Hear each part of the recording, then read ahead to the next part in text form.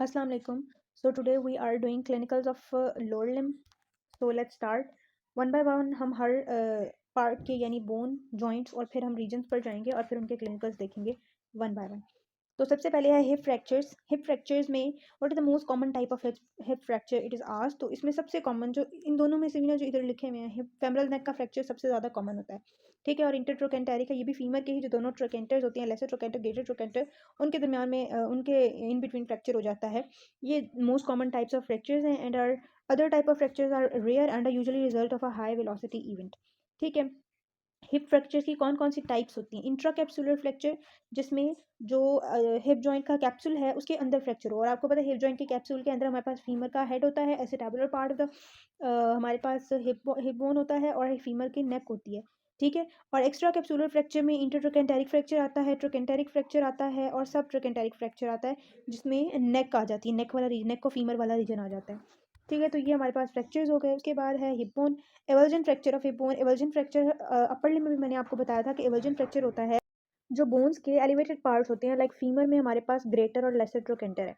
ठीक है. क्योंकि यहाँ पर बहुत सारे मसल्स अटैच होते हैं, तो मसल्स की अटैचमेंट की, मसल के एक्सेसिव पुल की वजह से due to any reason trauma हो सकता है. तो ये जो पार्ट ऑफ बोन है जो कि एलिवेटेड है, वो ट्रोकेंटर हो सकता है, वो कोई टुबरकल हो सकता है. ठीक है. वो डिटैच हो जाता है from the bone and this kind of fracture is known as avulsion fracture. ठीक है. Eversion fracture occurs when a small chunk of bone attached to a tendon or ligament gets pulled away from the main part of the bone. The hip, elbow, and ankle are the most common locations for eversion fractures. In the young athlete, these fractures occur where muscles are attached और जहाँ पर apophyses होते हैं, जहाँ पर bone के ends जो growing ends होते हैं वो meet कर रहे होते हैं, वहाँ पर भी ये वाले फ्रैक्चर्स होने के चांसेस ज़्यादा होते हैं. Then we have weaver's bottom. Weaver's bottom होता है कि जो हमारे ईस्कियल ट्यूबरोसिटी होती है, हिप बोन के यू हैव रेड 3 पार्ट्स होते हैं, उसमें जो ईस्कियल ट्यूबरोसिटी वाला पार्ट है ना, अगर मैं आपको हिप बोन ड्रॉ करके दिखाऊं, ठीक है, हिप बोन ड्रॉ करना भी ईजी है. ठीक है. ये हमारे पास जो है ये सॉरी थोड़ी बड़ी जगह चाहिए. सो इस तरह से होती है हमारे पास हिप बोन. ठीक है. यहाँ पर होता है ऑब्चुरेटर foramen.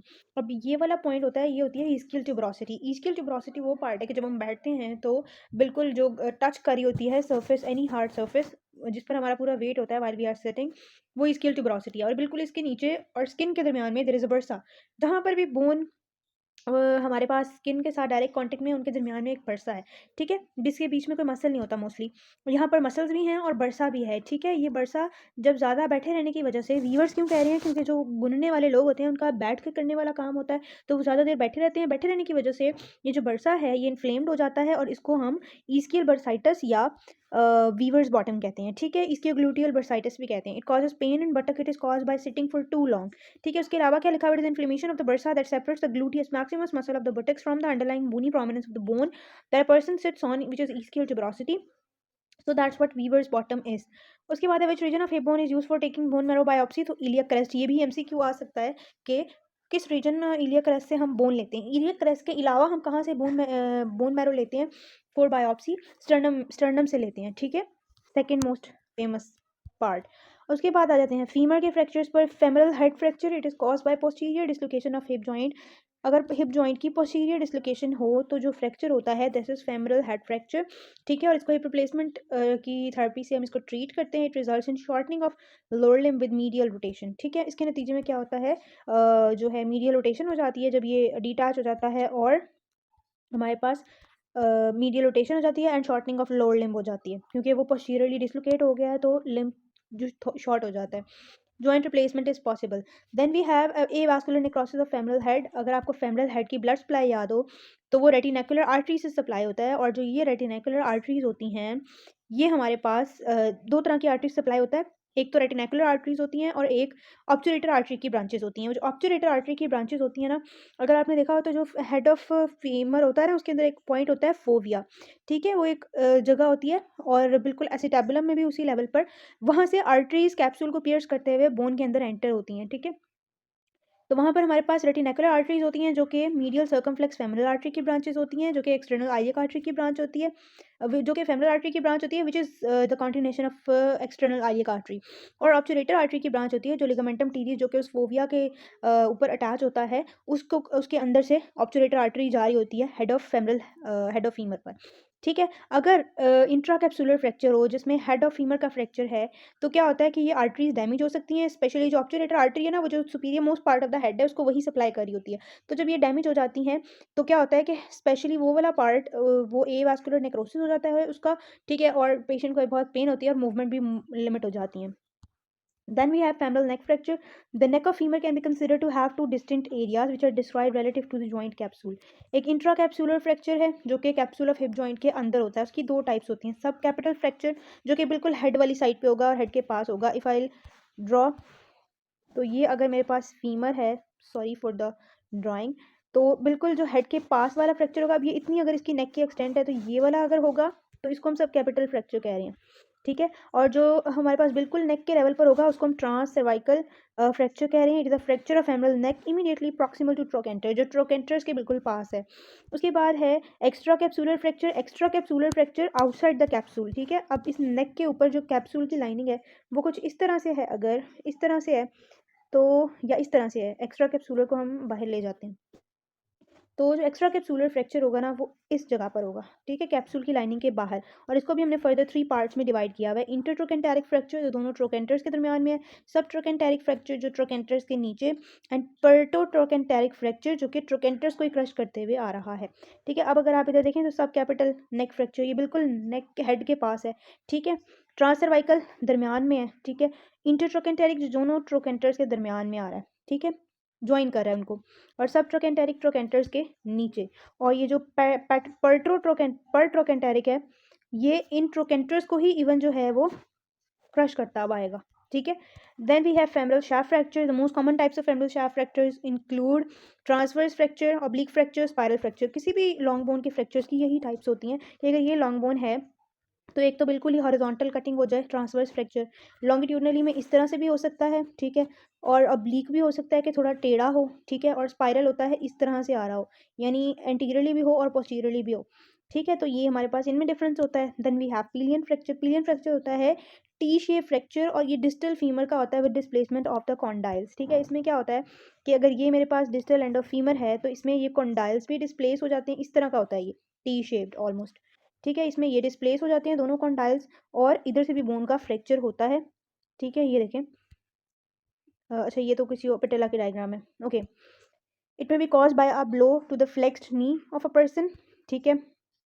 Riding pillion on a motorcycle, जो कि बाइक पर एक पर्सन बैठा हुआ है विद फ्लेक्स्ड नी, उसको कोई बहुत रैपिड ब्लो आएगा तो उसको टी शेप पिलियन फ्रैक्चर हो सकता है, ठीक है। In fracture of the middle third of the femur shaft the proximal fragment is pulled by quadriceps. अच्छा, अगर आपके पास मिडल थर्ड, यानी कि अगर हम पूरी फीमर की लेंथ ड्रॉ करें, if this is the femur, तो मिडल थर्ड यानी कि कुछ इस लेवल पर अगर आपका फ्रैक्चर आता है तो जो प्रॉक्सिमल सेगमेंट है उसको क्वाड्रिसेप्स ऊपर को पुश कर लेगा, पुल्ड कर लेगा, एंड द हैमस्ट्रिंग्स और जो हैमस्ट्रिंग मसल है इसके नतीजे में क्या हो जाएगा कि यहाँ से शॉर्टनिंग हो जाएगी लिम्ब की, and the distal fragment is rotated backward by two heads of gastrocnemius. और इसको चूंकि गैस्ट्रोकनीमियस के दोनों हेड्स खींचेंगे तो ये पीछे को चला जाएगा, ये ऊपर को चला जाएगा, ये पीछे पोस्टीरियरली मूव कर जाएगा जो लोअर एंड है, ठीक है। ठीक है, बैक से इसको गैस्ट्रोकनीमियस पुल कर रहा है, ठीक है। तो ये पोस्टीरियरली चला जाएगा, ये ऊपर चला जाएगा, तो जो लिम्ब है नीचे से वो ऊपर को आ जाएगी और शॉर्टनिंग ऑफ लिम्ब हो जाएगी। This is pilon fracture. Then we have patella. Patella का ट्रांसवर्स पटेलर फ्रैक्चर होता है जिसमें डायरेक्ट नी का फ्रंट से कोई ब्लो आया है, कोई झटका आया है, तो जो है वो ये वाला फ्रैक्चर होता है, और सडन कॉन्ट्रैक्शन क्वाड्रिसेप्स मसल की हो तो भी हो सकता है। Proximal fragment of patella is pulled superiorly with the quadriceps tendon, because इधर क्वाड्रिसेप्स का टेंडन होता है तो ये बिल्कुल जैसे हमने फीमर की बात की ये ऊपर की तरफ पुल हो जाएगा। और जो डिस्टल फ्रेगमेंट है वो पटेलर लिगामेंट के साथ ही रहता है, डिस्टल फ्रेगमेंट अपनी जगह पर रहता है, ये क्वाड्रिसेप्स की वजह से ऊपर को पुल हो जाता है। Then we have tibia. जो tibia is commonly fractured at the junction. अब ये भी एमसीक्यू में आ सकता है कि टिबिया का मोस्ट कॉमन फ्रैक्चर्ड पॉइंट क्या है, तो जहाँ पर उसके अपर 2/3 और लोअर 1/3 मिल रहे होते हैं वहाँ पर ये डैमेज होती है। अपर एंड एक्यूट ऑस्टियोमाइलिटिस के लिए बहुत कॉमन है, ठीक है। जब सडन आपको बोन डिजनरेशन स्टार्ट हो जाए, बोन इन्फ्लेमेशन स्टार्ट हो जाए, तो इसके लिए मोस्ट कॉमन साइट है। उसके बाद है बम्पर फ्रैक्चर। अब bumper fracture is a fracture of lateral tibial plateau caused by a bumper of a car coming into contact with the outer side of the knee when a person is standing. Common peroneal nerve can damage here. अब इसका मतलब क्या है? इसका मतलब ये है कि एक पर्सन खड़ा हुआ था, ठीक है, और साइड से आकर उसको, यानी नी की साइड से, लेटरल साइड से आकर उसको किसी गाड़ी का बम्पर लगा है, ठीक है। तो जो उसका फ्रैक्चर होगा that is the bumper fracture, ठीक है, और ये लेटरल टीबियल यानी टीबिया जहाँ पर फीमर से जॉइंट बना रही होती है ना, इस लेटरल साइड पर होगा, ठीक है। और इसमें कॉमन पेरोनियल नर्व क्योंकि बिल्कुल वो इस लेवल पर हमारे पास जो टिबिया का अपर वन थर्ड होता है ना, उसी पोर्शन पर वो कॉमन पेरोनियल नर्व भी एंटीरियरली आ रही होती है फिबुला के हैंड से वाइंड करती हुई, तो वो भी डैमेज होने का खर्चा होता है अगर ये फ्रैक्चर थोड़ा सा भी नीचे एक्सटेंड कर जाए तो, ठीक है। जैसे यहाँ पर थोड़ा सा नीचे एक्सटेंड किया हुआ है तो यहीं पर हमारे पास कॉमन पेरोनियल नर्व होती है। उसके बाद हमारे पास है boot top fracture. Boot top fracture is a spiral fracture in which the tibia gets fractured close to the boot top. It results from high speed forward fall. ठीक है, अब बहुत तेज स्पीड में जा रहे थे, ठीक है, और सडनली अब फॉरवर्ड फॉल हो, यानी ये पर्सन की टांग है वो बहुत तेज स्पीड में जा रहा था, सडनली वो आगे को गिर गया है, तो अब ये जो टिबिया का फ्रैक्चर होगा that is the boot top fracture. और ये ना टिबिया के लोअर पार्ट पर होता है, जब हम बूट्स पहनते हैं तो उनकी जहाँ तक एक्सटेंट होती है उस लेवल पर। ट्रांसवर्स मार्च और stress fracture, it is a fracture of inferior third of tibia and occur in people who take long hikes. उन लोगों में ज़्यादा स्ट्रेस की वजह से, ज़्यादा मार्चिंग की वजह से, ज़्यादा मसल पर प्रेशर, बोन पर प्रेशर पड़ने की वजह से ये वाला फ्रैक्चर होता है। Then we have fibula. Fibula के फ्रैक्चर तो फिबुला के क्लिनिकल्स में है। Sometimes a surgeon takes a piece of bone, takes a piece of bone from one part of the body and uses it to repair a defect in some other part, यानी कि कहीं ऐसी जगह पे जो बहुत इंपॉर्टेंट है हमारे लिए, अगर वहाँ पे कहीं फ्रैक्चर हो गया है तो उसको ओवरकम करने के लिए हम कहीं बॉडी के दूसरे पार्ट से बोन लेकर वहाँ पर ग्राफ्ट करते हैं। इस प्रोसेस को हम कहते हैं बोन ग्राफ्टिंग, ठीक है, और इसके लिए हम medial aspect of tibia and shaft of fibula को यूज़ करते हैं for this process. Then we have Pott's fracture, इसको हम डिप्यूट्रेंस फ्रैक्चर भी कहते हैं। It is a trimalleolar fracture और of lower end of fibula, ठीक है। लेटरल मैल्यूलस, फिबुला को हम lateral, lower end of fibula को हम लेटरल मैल्यूलस भी कहते हैं ना, तो उसका ये फ्रैक्चर होता है, ठीक है, जिसके अंदर तीन चीज़ें एक्चुअली, ट्राई मैल्यूलर है तो तीन चीज़ों का फ्रैक्चर हो रहा है, एक तो medial and lateral मैल्यूलस and distal end of tibia, ये तीन चीज़ों का फ्रैक्चर है। And it causes rupture of the deltoid ligament and it is cause by force eversion of foot. Deltoid ligament हमारे पास प्रेजेंट होता है लेटरल साइड ऑफ फुट पर, sorry on the medial side, तो ये हमारे पास प्रेजेंट होता है on the medial side. When हम जब हम फुट को, if this is our foot, तो अगर हम इसको, if this is medial side और यहाँ पर हमारे पास डेल्टॉइड लिगामेंट है और ये लेटरल साइड है, अगर हम फुट को बहुत ज़्यादा लेटरल की तरफ टर्न करेंगे which is known as eversion, तो उसके दौरान ये जो इसके अंदर स्ट्रेन प्रोड्यूस होगा और ये लिगामेंट जो है ये रप्चर कर सकता है। और इस लिगामेंट के रप्चर के साथ साथ हमारे पास जो है वो ये वाला पॉट फ्रैक्चर भी हो सकता है, जिसमें ट्राई मैल्यूलर फ्रैक्चर है, medial and lateral मैल्यूलस and distal end of tibia, ठीक है, ये सारी चीज़ें फ्रैक्चर हो रही हैं। उसके बाद है ये देखें, यहाँ पर दिखाया हुआ है कि फिबुला का लोअर एंड है ये डैमेज हो रहा है, पोस्टीरियर मैल्यूलर फ्रैक्चर यानी ये हमारा ये वाला मैल्यूलस भी डैमेज हो रहा है, और ये हमारे पास ये भी डैमेज हो रहा है मीडियल मैल्यूलस, ठीक है, तो ये हमारे पास चीज़ के फ्रैक्चर हो गया। Then we have foot drop, जैसे हमारे पास रिस्ट ड्रॉप एक कंडीशन थी which is due to paralysis due to injury to the radial nerve, बिल्कुल इसी तरह फुट ड्रॉप भी होता है जिसमें फुट जो है वो प्लांटर फ्लेक्स्ड हो जाता है, जो फिंगर्स होती हैं वो फ्लेक्स्ड हो जाती हैं, और जो है वो फुट ड्रॉप इसको हम कहते हैं। It is caused by the injury to common peroneal nerve and it causes the paralysis of muscles of anterior and lateral compartment of leg and loss of their related movements, और इस condition को हम foot drop कहते हैं। Typically foot drop हो जाता है इसके अंदर। फुट के क्लिनिकल्स, फुट के फ्रैक्चर्स में आए तो fracture of neck of talus is common, it is cause by force dorsiflexion. अगर आप डॉर्सल साइड पर फुट की डॉर्सीफ्लेक्शन बहुत फोर्सली करना चाहेंगे तो जो टेलिस है उसका नेक का फ्रैक्चर हो सकता है। फ्रैक्चर ऑफ सस्टेंटिकुलम टेलाई, ये भी टेलिस बोन का ही पार्ट है, उसकी छोटी सी प्रोजेक्शन होती है, उसको हम सस्टेंटिकुलम टेलाई कहते हैं। और ये फोर्स्ड इन्वर्जन के केस में जब आप फुट को मीडियली बहुत ज़्यादा जो है वो, जैसे हमने इवर्जन पढ़ा है ना कि लैटरली रोटेट करने की कोशिश करेंगे, मीडियली उसको करने की कोशिश करेंगे तो इसका फ्रैक्चर हो सकता है। Tellis is devoid of any muscular attachment, तो इससे मसल कोई डैमेज नहीं हो रहा। उसके बाद है मार्च फ्रैक्चर। मार्च फ्रैक्चर क्या है? The fracture of second, third, fourth and fifth metatarsal bones, उसको हम कहते हैं मार्च फ्रैक्चर। और ये मार्च फ्रैक्चर है तो सोल्जर्स मार्चिंग करते हैं, ठीक है, उनमें होता है, पुलिसमैन में होता है और फीमेल बैले डांसर्स में होता है, ठीक है, बिकॉज उनका सारा जो प्रेशर है वो उनकी head of metatarsal, second, third, fourth and fifth metatarsal bones पर होता है, ठीक है, पूरा बॉडी का वेट, तो उनमें इसका फ्रैक्चर होता है, इसको हम मार्च फ्रैक्चर कहते हैं। अब हम आ जाते हैं जॉइंट्स के क्लिनिकल्स पर। तो सबसे पहले हमारे पास है हिप जॉइंट। हिप जॉइंट की dislocation is very very common, ठीक है। It occurs when the thigh bone यानी फीमर हिप बोन से सेपरेट हो जाए, यानी फीमर का हेड एसिटाबुलम के अंदर इनकॉर्पोरेट हुआ है, अगर वो दोनों सेपरेट हो जाएंगे तो इसको हम डिसलोकेशन ऑफ हिप जॉइंट कहेंगे। इसमें एंटीरियर डिसलोकेशन भी हो सकती है, पोस्टीरियर भी हो सकती है, और ट्रॉमा की वजह से होता है, ठीक है। हम इसको एक्सरे करवा कर कन्फर्म करते हैं, और इसमें हमारे पास हिप फ्रैक्चर है डायग्नोसिस में या हिप डिस्प्लेजिया है, it is not your domain, आप बस हिप फ्रैक्चर याद रखें, ठीक है। Then we have types of dislocation. अब पोस्टीरियर डिसलोकेशन है, एंटीरियर डिसलोकेशन है, मीडियल है, ठीक है, और ये एंगल्स हम पढ़ते हैं।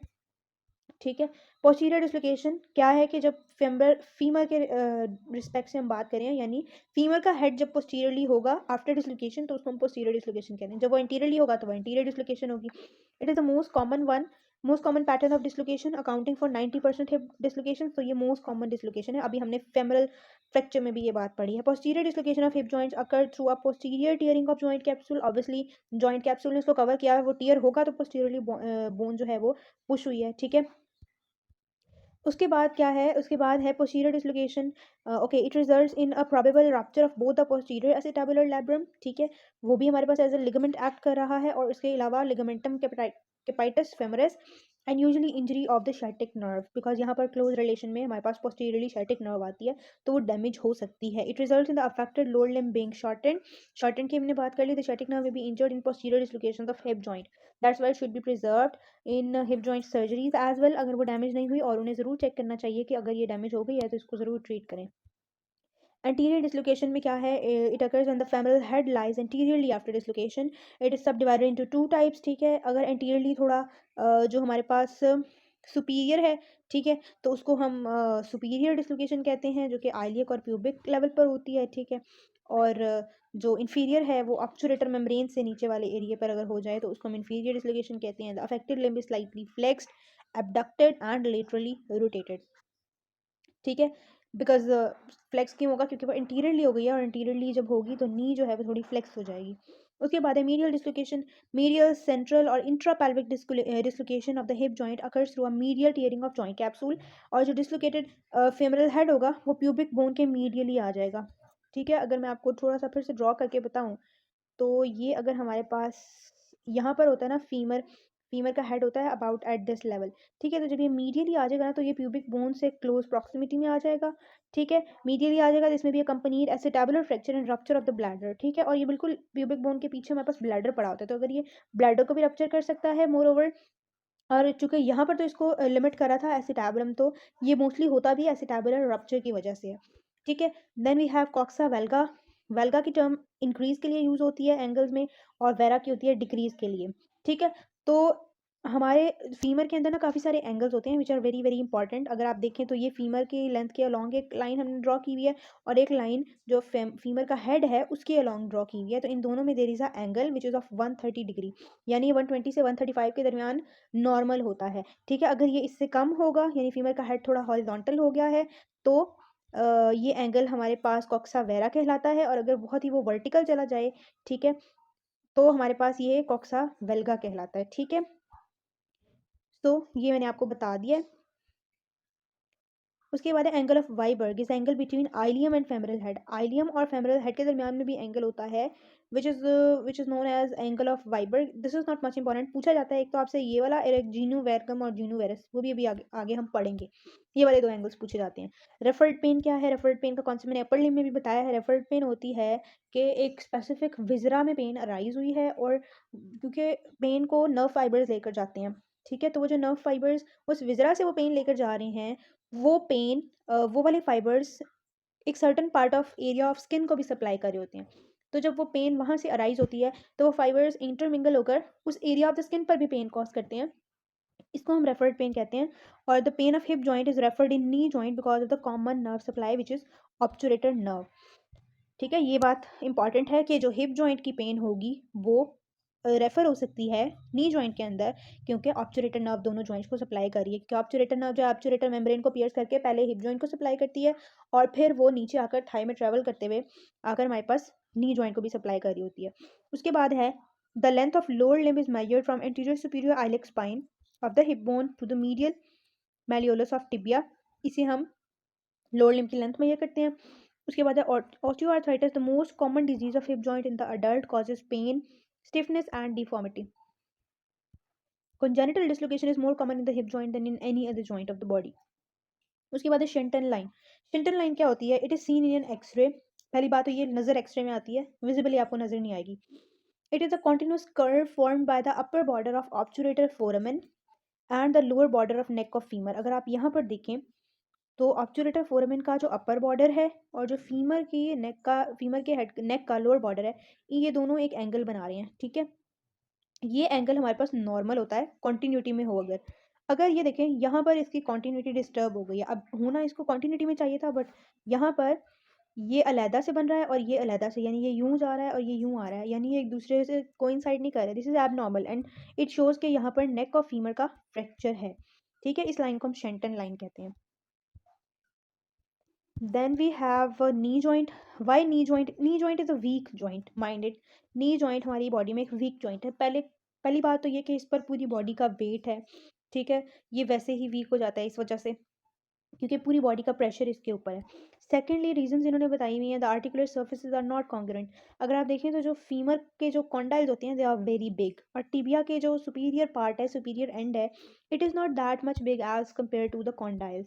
ठीक है, तो वो एक आर्टिकुलर सर्फेसिज एक जैसी नहीं है। Tibial condyles are too small, यही बात यहाँ लिखी हुई है, और वो शेलो भी हैं, यानी अगर वो डीप होते तो ये जो कॉन्डाइल्स की कर्वेचर है ये उसके अंदर फिट आ जाता, लेकिन वो इतनी डीप है नहीं, वो शेलो हैं। ठीक है, to hold the large convex femoral condyles in place. The femoropatellar articulation is also insecure.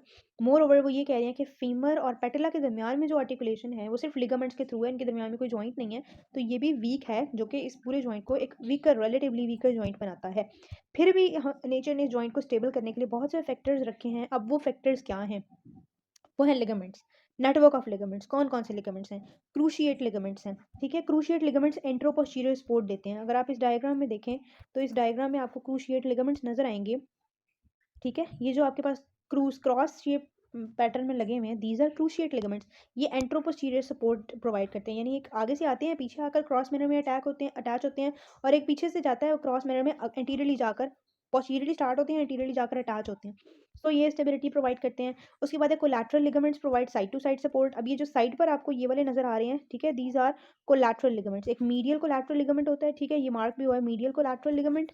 ठीक है, और इसी तरह हमारे पास है लैटरल कोलैटरल लिगामेंट भी होता है, यहाँ पर लेबल नहीं, जिसको हम फिबुलर कोलैटरल लिगामेंट कहते हैं। सेम ये, इसको हम टिबियल कोलैटरल लिगामेंट भी कह देते हैं मीडियल वाले को, और लेटरल वाले को फिबुलर कोलैटरल लिगामेंट भी कह देते हैं, because fibula is on lateral side and tibia is on medial. उसके बाद है various other ligament strengthening the capsule. There are much many menisci जो हैं वो भी इंपॉर्टेंट हैं, जो इसके अंदर सी शेप कार्टिलेजिनस डिस्क होती हैं, जिन्हें मेनिस्काई कहते हैं, जो हाइलिन कार्टिलेज होता है जिसने फीमर को कवर किया होता है। ठीक है, ये सारे इसकी स्टेबल करने में हेल्प कर रहे होते हैं। The iliotibial tract also provide stability to knee joint. जो आइलियोटिबियल ट्रैक्ट है जो कि इसके अलॉन्ग आ रहा होता है, ठीक है, जो कि लेटरल साइड ऑफ थाई से आता हुआ नीचे आ रहा होता है, उसको वो भी इसको स्टेबिलिटी प्रोवाइड करता है।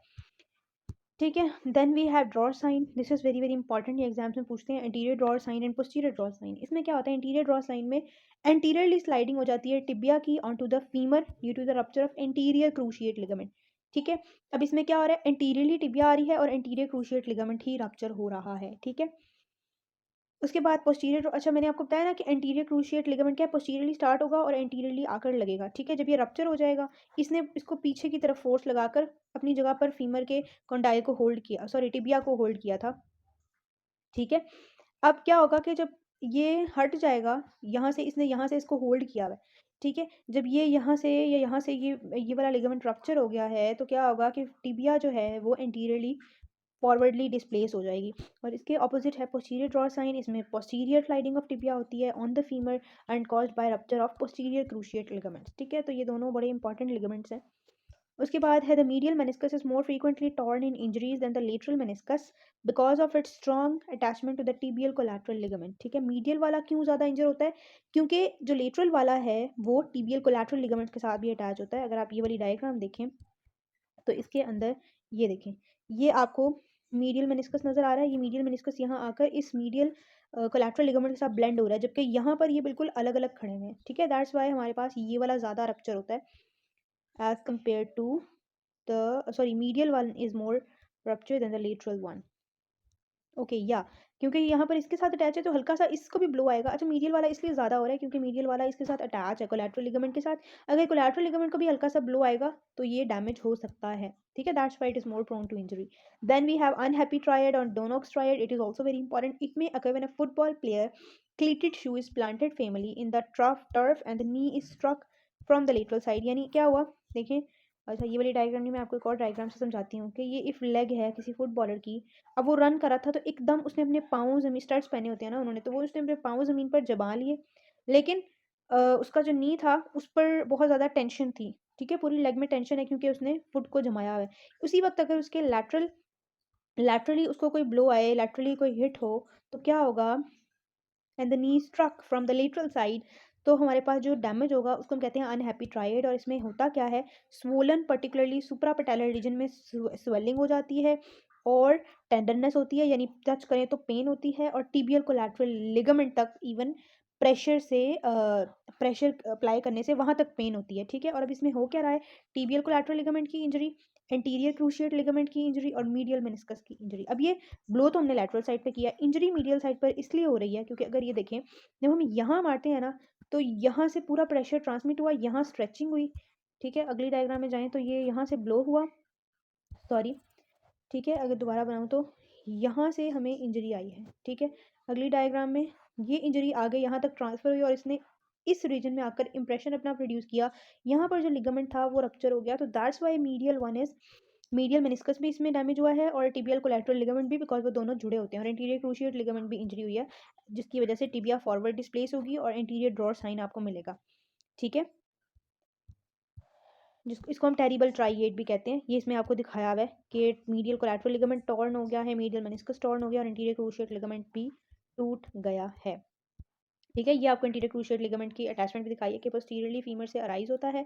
अच्छा, और ये एंटीरियरली टिबिया पर आकर लगता है, ये डैमेज हो गया, टिबिया के ऊपर जो फोर्स लग रही थी वो खत्म हो गई और टिबिया एंटीरियरली डिस्प्लेस हो जाता है।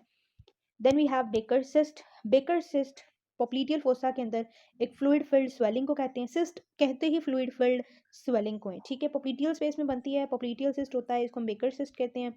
ठीक है, इस ये नी जॉइंट में आपके स्टिफनेस कॉज करता है, नी पेन होती है, ऑस्टियोआर्थराइटिस हो सकता है नी जॉइंट का। ठीक है, इसके बारे में अगर आपको इतना भी पता है ना, दैट्स इनफ।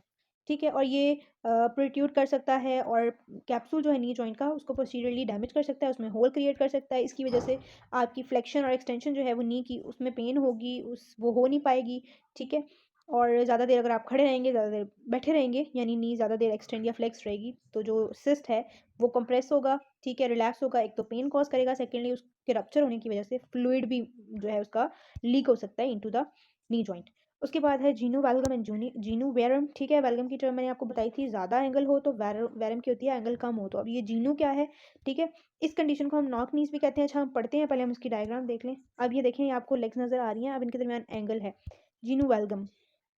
अब ये कौन सा एंगल है, इफ़ यू कैन सी, तो ये हमारे पास एंगल होता है, is a knee misalignment that turns your knee inward. It is in deformity in which leg is abnormally abducted. ठीक है, अच्छा मैं आपको बताती हूँ, इस कंडीशन में क्या हो रहा है कि ये हमारे पास नॉर्मल है। नॉर्मल में क्या होता है, there is a straight line between the longitudinal axis of femur and tibia and fibula. ठीक है, और यहाँ पर भी दोनों लेग्स में। लेकिन जीनू वेल्गम में क्या होता है कि ये फीमर का लॉन्गिट्यूडनल एक्सिस है और ये टिबिया का लॉन्गिट्यूडनल एक्सिस है, मीन्स इनके दरमियान एंगल जो है वो इंक्रीज हो गया है। ठीक है, नॉर्मल से, नॉर्मल में स्ट्रेट था, अब थोड़ा सा इधर हो गया है तो वो एंगल बढ़ गया है, इसको हम कहते हैं जीनू वेल्गम। और यही एंगल अगर इस तरह से हो जाए, अब ये कम हो गया है, पहले स्ट्रेट था, अब यूं हो गया है तो कम हो गया है, यूं हो जाए तो ज़्यादा हो गया है। ठीक है, तो इसको हम कहते हैं जीनू वेल्गम एंड जीनू वेरस। ठीक है, जो जीनू वेल्गस है, knee knock knees कहते हैं, it is a knee misalignment that turn your knees inward. It is a deformity in which the leg is abnormally abducted. अभी आपने देखा है क्योंकि टिबिया जो है वो laterally bent हो जाती है। It may occur as a result of collapse of lateral compartment of knee and rupture of medial collateral ligament. Obviously medial collateral ligament rupture हुआ, वो knee legs को अंदर की तरफ करके रख रहा था, वो rupture हुआ, legs बाहर की तरफ चली गई और एंगल इंक्रीज हो गया। जीनोवेरम, जिसको हम बो लेग, बेंडी लेग या टिबिया वेरा कहते हैं, it is a deformity mark bye outward Boeing. अब ये इसमें क्या हो रहा है, टिबिया या नी आउटवर्ड को है और फुट इनवर्ड को है, इसमें उल्टा है, नी इनवर्ड है और फुट आउटवर्ड है। ठीक है, इस बात का भी आपने ध्यान रखना है, एमसीक्यू में कंफ्यूज कर सकते हैं। Which means that the lower leg is angled inward. ठीक है, लोअर लेग इनवर्ड है in relation to the thigh's axis, giving the limb overall the appearance of a archer's बो.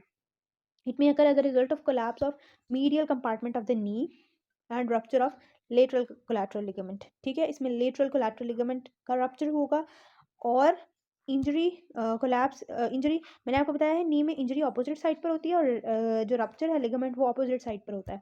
ठीक है, दैट्स वाई मीडियल कंपार्टमेंट पे damage हुआ और rupture कौन सा लिगामेंट हुआ, lateral collateral ligament. Then we have patellar tendon reflex. ये एक डीप टेंडन रिफ्लेक्स है जो हम मैयर करते हैं पेशेंट्स के अंदर इंटेग्रिटी चेक करने के लिए स्पाइनल कॉर्ड की। ठीक है, इसमें हम पेटेला के ऊपर टैप करते हैं। ठीक है, और इससे क्वाड्रिसेप्स फेमोरिस का क्योंकि टेंडन होता है वहाँ पर, वो एक्टिवेट हो जाता है, स्ट्रेच रिफ्लेक्स एक्टिवेट होता है और वो कॉन्ट्रैक्ट करता है, जिससे नी जो है वो सडन आपको उसकी जो है वो फ्लेक्शन मिलेगी, एक्सटेंशन मिलेगी, sorry. Both efferent and efferent limbs of reflex arc in the femoral nerve, और इससे हम फेमरल नर्व की इंटीग्रिटी चेक करते हैं। अ पोर्शन ऑफ पैटेलर लिगामेंट में be used for surgical repair of the interior cruciate ligament of the knee joint. ठीक है, हम कभी कभी ये वाली सर्जरी कर लेते हैं। The tendon of plantaris muscle, इसको भी यूज कर सकते हैं for muscle grafting. Then we have bursae of knee के अंदर बहुत सारे बर्साज होते हैं, ठीक है, ये आपने एनाटमी में भी पढ़ा होगा। अब आपने हर बर्सा के इन्फ्लेमेशन का एक डिफरेंट सा नाम है जो आपने याद रख लेना है। एक ये पटेला के बिल्कुल सामने है, जिसको हम कहते हैं सबक्यूटेनियस, क्योंकि स्किन के बिल्कुल नीचे होता है, सबक्यूटेनियस प्री पैटेलर बर्सा। फिर एक पैटेला के थोड़ा सा ऊपर होता है जिसको हम सुपरा पैटेलर बर्सा कहते हैं। इसी तरह पैटेला के नीचे होता है, दो होते हैं, जो सबक्यूटेनियस होता है उसे हम सबक्यूटेनियस इंफ्रा पैटेलर बर्सा कहते हैं, और जो डीप होता है उसे हम डीप इंफ्रा पैटेलर बर्सा कहते हैं। उसके अलावा एक बर्सा लैटरल साइड पर भी है जिसको हम सब सार्टोरियल या पेस एंसोरिनियस बर्सा कहते हैं, जहाँ पर तीन मसल्स के टेंडन आकर यहाँ पर मिल रहे होते हैं, यहाँ पर इनके दरमियान बर्सा होता है, पेस एंसोरिनियस। और एक बर्सा हमारे पास पोप्लीटियल फोसा के लेवल पर बिल्कुल बोन्स के पीछे है हमारे पास, जिसको हम सेमी मेम्ब्रेनस बर्सा कह रहे हैं। अब प्री पैटेलर बर्साइटिस यानी प्री पैटेलर बर्सा की इन्फ्लेमेशन, और इसको हम हाउस मेड नी भी कहते हैं, ये वाले भी नाम याद रखने हैं, एमसीक्यूज में आते हैं। It is inflammation of bursa in front of the knee cap. It occurs when the bursa becomes irritated and produces too much fluid which causes it to swell and put pressure on the adjacent parts of the knee. बहुत ज़्यादा use करेंगे, बहुत ज़्यादा irritate करेंगे, fluid ज़्यादा produce होगा। Bursa होता क्या है? साइनोवियल फ्लूइड फिल्ड एक कुशन लाइक स्ट्रक्चर होता है जो कि बोन और स्किन के दरमियान में एक कुशन का काम कर रहा होता है, ताकि एब्रेजन कॉज ना हो। ठीक है, तो ज़्यादा होगा, ज़्यादा प्रेशर पड़ेगा तो वो ज़्यादा फ्लूइड प्रोड्यूस करेगा, या वो रप्चर भी कर सकता है अगर आप उस पर बहुत ज़्यादा प्रेशर डालेंगे। इंफ्रा पैटेलर बर्साइटिस, जिसे हम वाइसर्स नी और क्लर्जीमैन्स नी भी कहते हैं, it is inflammation of superficial infrapatellar bursa located between patellar ligament and the skin, जिसको सबक्यूटेनियस इंफ्रा पैटेलर बर्सा भी कहते हैं, और डीप इंफ्रा पैटेलर बर्सा। इन दोनों की इन्फ्लेमेशन को हम यही कहते हैं, वाइसर्स नी और clergyman's knee, which lies between the patellar ligament the tibia. ये लोकेशन बताई हुई है। सिम्टम्स में क्या होगा? Knee pain, swelling and redness just below the knee cap. Okay, then we have patellofemoral syndrome. It is a condition that describes pain in front of the knee and around the kneecap. kneecap patella को कहते हैं। ठीक है, तो नी के level पर, नी के front में, नी कैप के अराउंड आपको पेन फील होगी। ठीक है, और इसमें क्या होगा? इसको हम जंपर्स नी और रनर्स नी भी कहते हैं। और क्यों हो रही है ये पेन? क्योंकि जो पैटेला और फीमर के दरमियान जो एक पैटेला और फीमर के दरमियान में भी हमारे पास बर्सा है ना, अगर वो एक दूसरे पर रब होने लग जाएं या उनके दरमियान लिगामेंट्स की कोई इंजरी है, तो उसके नतीजे में पेन हो सकती है, जिसको हम कहते हैं patellofemoral syndrome. It may also result from direct blow to patella. ठीक है, और abnormal result from abnormal tracking of patella relative to femur. Longitudinal tearing of menisci, इसको हम बकेट हैंडल टीयर कहते हैं। ठीक है, जैसे मेनिस्काई है ना जो टिबिया के ऊपर पड़े हुए हैं, ठीक है, दोनों मेनिस्काई, तो अगर उनमें लॉन्गिट्यूडनली कोई टीयर आ जाता है तो उसे हम बकेट हैंडल टीयर कह रहे हैं। Then we have ankle joint. Ankle joint में मोस्ट कॉमन एंकल स्प्रेन है, जिसमें लिगामेंट डैमेज हो सकते हैं when an ankle is force to move out of its normal position, जब हम उस पर इतना प्रेशर अप्लाई करें कि जो नॉर्मल मूवमेंट की एक्सटेंट है उसको क्रॉस कर दें, which can cause one or more the ankle ligaments to scratch, particularly tear completely, partially tear or tear completely. Acute sprains of lateral ankle when the foot is plantar flexed and excessively inverted, तो lateral ligament torn हो जाते हैं जब आप उसको invert करेंगे बहुत ज़्यादा। अभी हमने ये पीछे भी कंडीशन पढ़ी है, और जब बहुत ज़्यादा इवर्जन करेंगे तो मीडियल लिगामेंट डैमेज हो जाएंगे, जिसमें डेल्टॉइड लिगामेंट है वो टीयर हो सकता है। ठीक हो गया, ये भी एमसीक्यूज में पूछा जाता है, ये भी आपने याद रखना है। ठीक है, ये आपके पास क्या है? डेल्टॉइड लिगामेंट यहाँ पर दिखाया हुआ है। ठीक है, ये उसके पार्ट्स बताए हुए हैं, ये मीडियली प्रेजेंट है, तो जब आप फुट को लैटरली बहुत ज़्यादा खींचेंगे तो इनमें टेंशन प्रोड्यूस होगी और ये फट जाएंगे। इसी तरह लेटरल साइड पर भी हमारे पास ये तीन लिगामेंट है, टीबियो कैल्केनियल और टीबियो नेविकुलर। अच्छा, ये तो हमारे पास डेल्टॉइड के ही पार्ट्स हैं। ठीक है, लेटरल साइड भी नहीं दिखाई हुई इन्होंने। उसके बाद है why ankle joint is unstable in plantar flexion and usually dislocates in this position. तो जब हम फुट को नीचे की तरफ, ग्राउंड की तरफ ज़्यादा बेंड करते हैं, this is known as plantar flexion, तो एंकल जॉइंट अनस्टेबल क्यों होता है? क्योंकि the narrow posterior part of trochlea lies loosely in the wider anterior part of mortise. This makes the joint unstable. Thus, ankle joint usually dislocates in this position, especially during walking in high heels. अब अगर आप इसमें देखें तो जो हमारे पास joint बन रहा होता है ना, ट्रोक्लिया और किस पार्ट का? Trochlea and mortise. अच्छा, इसमें जो मॉर्टिस है वो हम कहते हैं distal end of tibia and fibula, जो कि जॉइंट बनाते हैं with the talus, which talus के ट्रोक्लियर पार्ट के साथ। तो ये उस जॉइंट की बात बात हो रही है, ठीक है। उसके दौरान जब प्लांटर फ्लेक्शन करते हैं तो इस जॉइंट पर अनस्टेबिलिटी और वाइडनेस पैदा होती है जो कि जॉइंट को अनस्टेबल बना देती है। देन वी हैव फुट के क्लिनिकल्स में we have bunion and hallux valgus. ये भी इंपॉर्टेंट टर्म्स हैं, ठीक है। Hallux valgus is a lateral deviation of big toe because of bunion which is a swelling on its medial side. Obviously जो हमारी fingers हैं, जो टोज हैं, सॉरी, जो फुट की टोज़ है ना वो बहुत ज़्यादा एक साथ जुड़ी होती हैं। तो मीडियल साइड पे अगर बहुत ज़्यादा स्वेलिंग होगी तो वो थंब को लैटरली पुश कर देगी और इस कंडीशन को हम कह रहे हैं हैलक्स वल्गस, ठीक है। Lateral deviation of big toe, it is a deformity of the joint connecting the big toe to the foot. ये इस जॉइंट, ये जो इसको बिग टो को फुट से जॉइन करने वाला जॉइंट है उसकी एबनॉर्मेलिटी भी हो सकती है। Hallux valgus is a lateral deviation of big toe. It is a lateral deviation of the big toe and it is frequently accompanied by swelling bunion on the medial aspect of first metatarsophalangeal joint. ठीक है, जो first metatarsophalangeal joint है उसके level पर medially एक swelling हो सकती है जिसे हम bunion कहते हैं, जो कि पुश कर देगी इसको towards lateral side, ठीक है। और वहाँ पर एक बरसा है, वहाँ उसकी डेवलपमेंट की वजह से ये swelling बनती है, ठीक है। वो एबनॉर्मल बर्सा वहाँ डेवलप हो जाता है। Later on osteoarthritic changes in the metatarsophalangeal joint which then become stiff and painful. तो फिर इस कंडीशन को जब वो पेनफुल हो जाती है, सख्त हो जाती है, उसको तब हम कहते हैं हैलक्स रिजिडस। उससे पहले हम इसको हैलक्स वेल्गस कहते हैं और इसकी कॉज क्या है, बनियन, ठीक है। ये इसमें बताया हुआ है कि कैसे बेंडिंग हो रही है, ठीक है। Then we have hallux varus, उसमें मीडियल डेविएशन हो जाती है बिग टो की, रीजन नहीं लिखी हुई। उसके बाद है मैलेट टो। मैलेट टो में क्या होता है, it is a deformity characterized by hyper extension at proximal interphalangeal joint. रट लें इसको, इंपॉर्टेंट है, एमसीक्यू में आता है कि अगर प्रॉक्सिमल, पीएम से याद रख लें, प्रॉक्सिमल इंटरफेरेंजियल जॉइंट हो तो मैलेट टो होती है। While there is flexion at distal interphalangeal joint, और इसमें डिस्टल इंटरफेरेंजियल जॉइंट पर फ्लेक्शन होती है, ठीक है। और हैमर टो में क्या होता है, जिसमें मिडल जॉइंट पर एबनॉर्मल बेंड होता है, making the toe bend downward to look like a hammer. It is a deformity, ठीक है। यहाँ पर इनकी डायग्राम्स बनी हुई है। मैलेट टो में क्या है, डिस्टल वाले पर फ्लेक्शन है और हाइपर एक्सटेंशन है प्रॉक्सिमल वाले पर, ठीक है। और हैमर टो में क्या है कि फ्लेक्शन है मिडल वाले जॉइंट पर, ठीक है। और जो ये वाला है यहाँ पर एक्सटेंशन है डिस्टल वाले पर, ठीक है। इसको आप देखकर थ्रू डायग्राम भी लिख सकते हैं। Proximal phalanx is extended at metatarsophalangeal joint, middle phalanx is flexed at proximal interphalangeal joint and distal phalanx is hyper extended, ठीक है। डिस्टल phalanx आपको इधर हाइपर एक्सटेंडेड नजर भी आ रही है, गिविंग हैमर लाइक अपीयरेंस। क्लॉटो में क्या होता है, क्लॉटो में हाइपर एक्सटेंशन है मेटाटार्सोफेलेंजियल जॉइंट्स की, ठीक है, ये वाले जॉइंट्स की नजर आ रही है। फ्लेक्शन है इंटरफेलेंजियल जॉइंट्स की, और दोनों ही मिडिल वाला भी और डिस्टल वाला भी इंटरफेलेंजियल जॉइंट जो है वो फ्लेक्स्ड है, ठीक है। ऐसा नहीं है कि कोई एक फ्लेक्स्ड है, ठीक है। जैसे इसमें तो मिडल वाला फ्लेक्स था और इसमें डिस्टल वाला, लेकिन इसमें मिडल भी है और डिस्टल भी, तो इसको हम क्लॉटो कहते हैं। उसके बाद है fracture toe is bandage with adjacent toe, इसको हम बडी स्प्लिंट कहते हैं, ये भी इंपॉर्टेंट है, ठीक है। कि जो जब कोई टो फ्रैक्चर हो जाता है ना तो उसे हम उसके एडजेसेंट टो के साथ मिलाकर बैंडेज करते हैं, इसको हम बडी स्प्लिंट कहते हैं।